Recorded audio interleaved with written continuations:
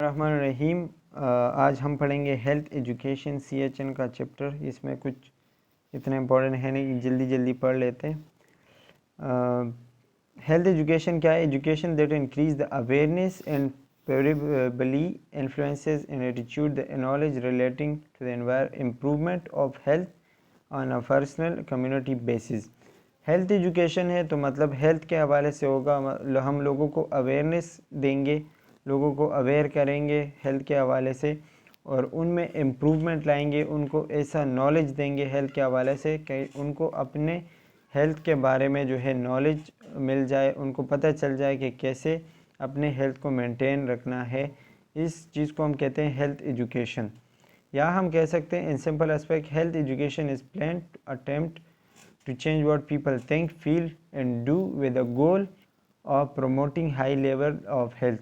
मतलब लोगों का अपने हेल्थ के बारे में क्या पर्सपेक्टिव है, क्या उनका ख्याल है और उनको आप कैसे हेल्थ के बारे में एजुकेशन देंगे ताकि उनका जो है लेवल हाइयर, मतलब वो हाइयर लेवल पे पहुंच जाए, अपना हेल्थ खुद प्रमोट करे।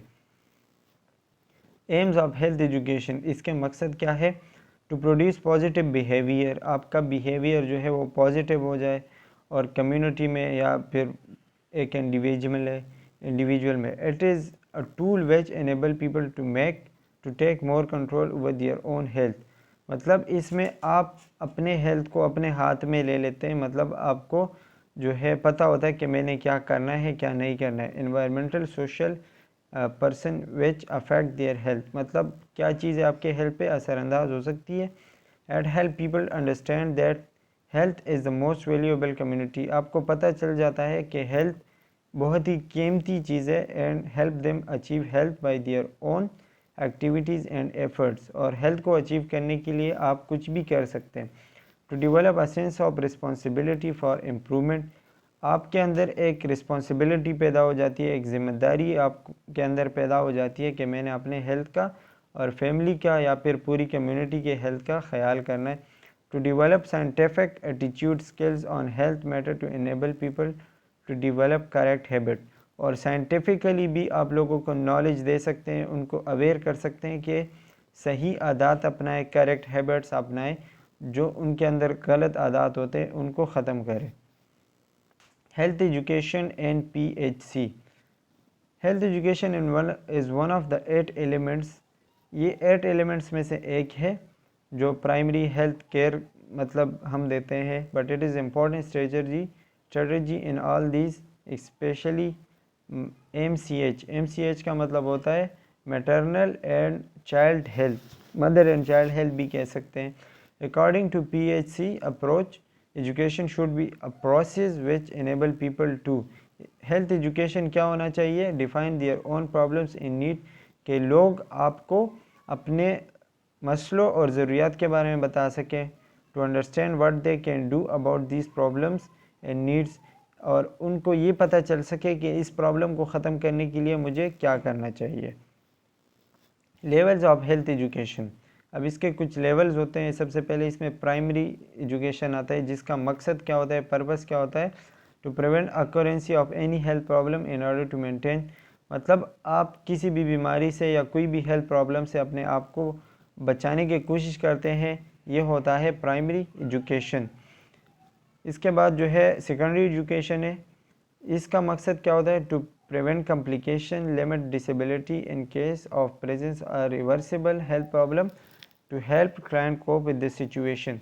सेकेंडरी एजुकेशन में ये होता है कि अगर किसी को बंदे को कोई मसला है या कोई बीमारी है तो उसको आगे मज़ीद ख़राब होने से आप रोक सकते हैं। आप उनको एजुकेशन दे सकते हैं, हेल्थ एजुकेशन, ताकि आपको जो बीमारी लगी है वो मज़ीद ख़राब ना हो या मज़ीद सीरियस सिचुएशन में आप ना जाए। मतलब अगर कोई डायबिटीज़ का पेशेंट है, उसको आप कैसे एजुकेट करेंगे कि आपने किन किन चीज़ों का ख्याल रखना है या आपने क्या क्या करना है ताकि आपका डायबिटीज़ ज़्यादा ख़तरनाक ना हो। टर्शियरी एजुकेशन का पर्पस क्या होता है? Restoration of the maximum level of function and health status when the problem is irreversible, अगर कोई इरिवर्सिबल प्रॉब्लम है किसी बंदे को, मतलब ऐसी बीमारी है जिससे वो ठीक नहीं हो सकता, फिर भी आपने जो है मैक्सिमम कोशिश करनी है, बहुत ज़्यादा कोशिश करनी है कि वो अपने हेल्थ को कम से कम उस सिचुएशन में बरकरार रखें, उनकी बीमारियां या उनको जो मसला है वो और मज़ीद बिगड़ ना हो। Adjust eating habits to ensure maximum, मतलब आप उनको ईटिंग हैबिट्स के बारे में बता सकते हैं या और जो मतलब उनके आदत होते हैं उनके बारे में बता सकते हैं। तो इसमें ये जो 3 चीज़ें थी, प्राइमरी एजुकेशन, सेकेंडरी एजुकेशन और टर्शियरी एजुकेशन, इसमें क्या क्या होता है, क्या क्या देखते हैं, क्या क्या सीखते हैं, ये आपने याद रखने। एडवांटेजेस, इसके फ़ायदे क्या है हेल्थ एजुकेशन के? डिसमिनेट इन्फॉर्मेशन, मतलब आप लोगों के इंफॉर्मेशन देंगे, इन्फॉर्म करेंगे लोगों को। इंश्योर सेफ्टी एंड सिक्योरिटी, लोगों को जो है हिफाजत देंगे, सिक्योरिटी देंगे। प्रमोशन ऑफ हेल्थ करेंगे। प्रेजेंट हेल्थ जो है वो आप मतलब एक बंदे की सेहत है वो उसको कैसे मेंटेन करना है। रिस्क एंड मेडिकेशन एरर्स, मतलब लोग जो मेडिकेशंस लेते हैं, जो दवाइयाँ लेते हैं, उनके बारे में बताएंगे कि ज़्यादा दवाइयाँ वगैरह नहीं लेनी, ये आपको मुख्तलिफ़ किस्म के रिस्क पैदा कर सकते हैं, मसले पैदा कर सकते हैं। Recognition of early onset of sign, मतलब अगर आपको कोई साइन सिम्टम्स आ जाते हैं आपके बॉडी में तो आपने उनको कैसे पहचानना है। प्रिवेंशन ऑफ कम्प्लिकेशन, और जो कम्प्लिकेशन आती है मतलब मज़ीद बीमारी बिगड़ जाती है उसको कैसे हैंडल करना है। Restoring optimal level of wellness, और वेलनेस की एक पीक लेवल पे आपने कैसे पहुंचना है। Planning a health education session, अगर आप किसी कम्युनिटी में जाते हैं या आप कहीं पे जाते हैं लोगों को हेल्थ एजुकेशन देते हैं तो आपने क्या करना है कि आपने ये सवाल पूछने हैं कि प्रॉब्लम क्या है, व्हाट इज़ द प्रॉब्लम, या आपके जो लर्नर्स है, आपके मतलब जिनको आप जो चीज़ें बताएंगे सिखाएंगे वो कौन है, या आप उनसे क्या करवाना चाहते हैं या उनसे क्या जो है उनको क्या बताना चाहते हैं। Where and for how long will teaching take place, और आप कितने अरसे तक उनको बताएंगे, टीच करेंगे, और कौन सा तरीका इख्तियार करेंगे, ये आपके जो है आपके ऊपर डिपेंड करता है। आपने सबसे पहले इन चीज़ों को देखना है।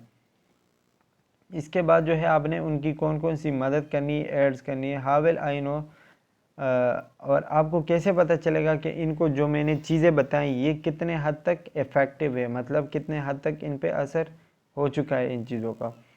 फिर इसके जो है स्टेप्स हैं, सबसे पहले आपने मीट एंड ग्रीट, मतलब सलाम दुआ करना है, अपने आप को इंट्रोड्यूस करना है और अंडरस्टैंडिंग पैदा करनी है आपने और अपने क्लाइंट्स के बीच में। फिर आपने उनके साथ शेयर योर विजिट ऑब्जेक्टिव, मतलब उनके साथ अपना मकसद शेयर करना है कि हम किस लिए आए यहाँ पे, और एक सूटेबल टाइम देखना है कि कब जाना है। Plan meeting at suitable time, ये हो गया। अच्छा, get awareness about the language, मतलब आपने लोगों को लैंग्वेज के बारे में जो है वो पता करना है। वैल्यूज़ बिलीफ्स, उनके जो अकीदे अकायद होते हैं, जो वैल्यूज़ होते हैं उनके बारे में आपने पता करना है। Assess knowledge and practice of community, आपको जो उनके प्रैक्टिसेस होते हैं, मतलब वो काम क्या करते हैं वो लोग, इनके बारे में आपको नॉलेज होना चाहिए। Group the problems as health problems, environmental, हर प्रॉब्लम को जो है आपने अलग अलग रखना है। हेल्थ प्रॉब्लम्स को अलग रखने हैं, एनवायरमेंटल प्रॉब्लम को अलग रखने हैं, कल्चरल और सोशल प्रॉब्लम को अलग रखने। अच्छा जी, इसके बाद फिर इसके जो स्टेप्स हैं, सबसे पहले हेल्थ प्रॉब्लम्स को आपने सबसे ज़्यादा फोकस करना है, ठीक है, उस मतलब उसको हल करने की कोशिश करना है। टीचिंग प्लान जो है आपने डेवलप करना है कि मतलब लोगों को आप कैसे टीच करेंगे, फिर उनको टीचिंग देनी है, उनसे फिर फीडबैक लेना है और फिर दोबारा से रीअसेस करना है, मतलब कुछ टाइम बाद उनको दोबारा वहाँ जाना है, देखना है कि उस पर कोई मतलब लोगों पे कोई असर हुआ है उस चीज़ का या नहीं। इसमें सबसे पहले जो है इफ़ेक्टिव कम्युनिटी असेसमेंट आता है। Collect, categorize and sort of, इसमें असेसमेंट में हम क्या करते हैं कि डेटा कलेक्ट करते हैं और प्रॉब्लम को आइडेंटिफाई करते हैं। प्लानिंग क्या है कि negotiate of learning goals between nurse and client, मतलब आप लोगों के साथ बात करेंगे, निगोशिएट करेंगे टू डेवलप टीचिंग प्लान, और आपने एक टीचिंग प्लान जो है वो बनाना है कि लोगों को आप लर्निंग कैसे देंगे। इम्प्लीमेंटेशन है, इम्प्लीमेंटेशन हम कहते हैं अमल करने को। डिज़ाइन प्लान टू मीट, आपने प्लान बना ली और उसको इम्प्लीमेंट किया, मतलब उस पर काम करना शुरू कर दिया। इवॉल्वेशन क्या है? Gather information to define extent of learning, to evaluate accomplish of goals. Evaluation में आपने जितने भी इंफॉर्मेशन है वो इकट्ठे करने हैं और जो आपके गोल्स है उसको अचीव करने की कोशिश करनी है। Teaching and learning. अच्छा, टीचिंग क्या है ये तो सबको पता है कि the way of giving information to someone is called teaching. मतलब आप किसी को कोई भी इंफॉर्मेशन दे सकते हैं कोई भी इफ़ेक्टिव वे में कि स्टूडेंट्स को कोई चीज़ समझ में आ जाए, वो लर्न करे, ठीक है। इस प्रोसेस को हम कहते हैं टीचिंग। लर्निंग क्या है कि जो स्टूडेंट सीखते हैं, आपके पास कोई नई चीज़ आ जाती है, आप कोई नई चीज़ सीखते हैं, इस चीज़ को हम कहते हैं लर्निंग। मतलब आपके अंदर कोई एबिलिटी आ जाती है या कोई नॉलेज आ जाती है आपके पास, ये है लर्निंग। अच्छा, principles of effective teaching and इसके कुछ उसूल होते हैं टीचिंग के। आल लर्नर्स विल लर्न, मतलब सब लोग जो है वो कुछ किसी न किसी तरीके से सीख जाते हैं। All learners can learn much high standards regardless of their race, ethnicity, family, income. मतलब हर बंदा अपने हिसाब से सीखता है, अपने फैमिली के हिसाब से, इनकम के हिसाब से या जेंडर के हिसाब से। All learners do not learn in the same way. सब जो होते हैं वो लोग कोई जल्दी सीखता है, कोई स्लोली सीखता है, तो मतलब सेम वे में हर कोई नहीं सीख पाता। Learning is not limited to school, it can happen anywhere. Learning सिर्फ स्कूल्स में नहीं होती, हर जगह पे वो हो सकती है। अच्छा, is consider learning processes, do not teach unless the student want to learn. अच्छा, इसमें क्या है कि आपने सबसे पहले देखना है, अगर लोग या स्टूडेंट जो है वो लर्न मतलब कोई चीज़ नहीं सीखना चाहते तो आपने टीच भी नहीं करनी है। अगर उनका इंटरेस्ट ना हो, फाइंड रियल और फेल्ट नीड्स, मतलब आपने उनके अंदर इंटरेस्ट पैदा करनी है। Participation, ensure active participation of learners, वो आपके साथ पार्टिसिपेट करेंगे। Known to unknown, start with what already is known to community. आपने क्या करना है सबसे पहले कि जिन चीज़ों के बारे में पता है उनको, उससे पहले आपने स्टार्ट करना है और फिर अननोन की तरफ जाना है। मतलब जिन चीज़ों के बारे में नहीं पता फिर आपने उन चीज़ों के बारे में बताना है। Comprehension, ensure understanding of content. Comprehension मतलब आप उनको जो चीज़ें बता रहे हैं वो आपने उनको समझानी है और उनसे पूछना है कि आपको समझ आ रहा है या नहीं। रीएनफोर्समेंट, रीएनफोर्समेंट क्या होता है? Repetition is needed as a booster dose. मतलब आप जो चीज़ उनको बताएंगे उनको रिपीट करें और उनको समझाए दोबारा, ये होता है रीएनफोर्समेंट।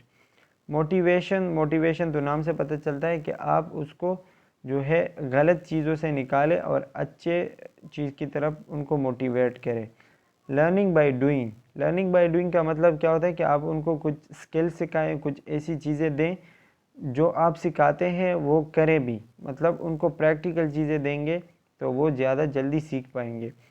Know the customs, habits, needs, और उनके जो रिवाज होते हैं, आदात होते हैं या फिर नीड्स, उनके जो ज़रूरियात हैं उनके बारे में आपने जानना है। तो ये सारी चीज़ें, मतलब इसमें तो कुछ इतना है नहीं, बस आपको नामों से पता चल जाता है, तो ये आपने याद रखने। गुड ह्यूमन रिलेशनशिप्स, इसका भी मतलब यही है कि एक दूसरे के साथ बंदा अच्छा ताल्लुक़ रखे, ठीक है, ये है good human relationship. To create better learning atmosphere, मतलब आप एक ऐसा एटमॉस्फेयर क्रिएट करें जहाँ पे अच्छे से आप सीख सकें और आपके अंदर जो है वो मतलब एक गुड रिलेशनशिप पैदा हो। इसके बाद टीचिंग मेथड, टीचिंग मेथड से सबसे पहले इसमें एंड्रोगॉजी। एंड्रोगॉजी क्या है? The art of science and helping adults learn. मतलब जब आप एडल्ट्स को पढ़ाते हैं, एडल्ट्स को लर्निंग को करने की कोशिश कराते हैं, तो ये होता है एंड्रोगॉजी। अच्छा, इसमें क्या होता है? Learner focused education. इसमें आपने जो है लर्नर, जो आपका स्टूडेंट है, वो जो चीज़ सीखना चाहता है उस पर आपने ज़्यादा फोकस करना है। एट कैरेक्टरिस्टिक इंक्लूड, इसमें क्या है कि self concept, self direct personality, ये चीज़ें आती है जो कि इतने इंपॉर्टेंट है नहीं, बस आपको एंड्रोगॉजी के बारे में पता होना चाहिए कि ये क्या चीज़ है। इसके बाद है pedagogy. Pedagogy mean the art of science of educating children. जब आप बच्चों को पढ़ाते हैं इनको कहते हैं पेडागॉजी, और ये है मतलब अब टीचर जो चीज़ पढ़ाएगा वो इसमें सीखेगा, जो बच्चा होगा वो ही सीखेगा। और जो एंड्रोगॉजी है इसमें जो चीज़ मतलब एडल्ट को आप पढ़ाएंगे तो एडल्ट जो चीज़ सीखना चाहते हैं या सीखना चाहते हैं वो आपने जो है उनको पढ़ाना है। अच्छा जी, इसके बाद कुछ स्ट्रेटजीज़ है कि आपका लेक्चर मेथड कैसा है, आप क्या चीज़ें इस्तेमाल करते हैं, वो सारी यहाँ पे दी हुई है। और ये एक टेबल है जो कि teaching method for developing levels, मतलब आपने क्या क्या करना है। प्री स्कूल में आपने सिंपल लैंग्वेज इस्तेमाल करना है, कोई मतलब बिल्कुल आसान ज़बान में बच्चों को समझाना है। स्कूल एज, फिर आप जितना बच्चा स्कूल में आगे चला जाता है आपका लैंग्वेज भी उतना डिफरेंट होना शुरू हो जाता है। एडोलेसेंट कोऑपरेटिव लैंग्वेज, एडोलेसेंट तक जब पहुंच जाता है तो फिर आपने कोऑपरेटिव लैंग्वेज इस्तेमाल करनी है, मतलब जो दोनों को समझ आ जाए, या फिर अगर उसको समझ नहीं आती तो आपने उसको बताना है कि इस वर्ड का या इस चीज़ का मतलब क्या है। एडल्ट क्या है, एडल्ट को आप लेक्चर देंगे या फिर उसके साथ डिस्कशन करेंगे किसी चीज़ पे, ठीक है। और सीनियर, सीनियर को भी आप लेक्चर दे सकते हैं, डिस्कशन कर सकते हैं या फिर डेमोन्स्ट्रेशन कर सकते हैं। ये फिर एक टेबल है, एक हेल्थ टीचिंग प्लान फॉर्म है, ये आप देख सकते हैं कि इसमें क्या क्या चीज़ें आई हुई है। Objective should be smart, smart जो है ये एक निमोनिक है, specific, measurable, achievable, realistic and time frame. Difference in health education in nursing process, अब नर्सिंग प्रोसेस में और हेल्थ एजुकेशन में क्या फ़र्क है, ये थोड़ा सा इम्पोर्टेंट लग रहा है। The nursing process can be carried out independently by the nurse, nursing process जो है वो एक नर्स अकेली भी कर सकता है। The nurse if the sole participant, अगर आपका पार्टिसिपेंट जो है, आपका जो पेशेंट है वो अकेला है तो ये प्रोसेस आप अकेले भी कर सकते हैं। The education process involve multiple people, इसमें बहुत ज़्यादा लोग आते हैं एजुकेशन प्रोसेस में, इसमें एक टीचर और लर्नर भी आते हैं, मतलब ये इसमें इम्पॉर्टेंट है। और नर्सिंग प्रोसेस में तो एक नर्स काफ़ी होता है, मतलब वो सब कुछ कर सकता है। यहाँ पे बस ये इन है और कुछ इसमें है नहीं।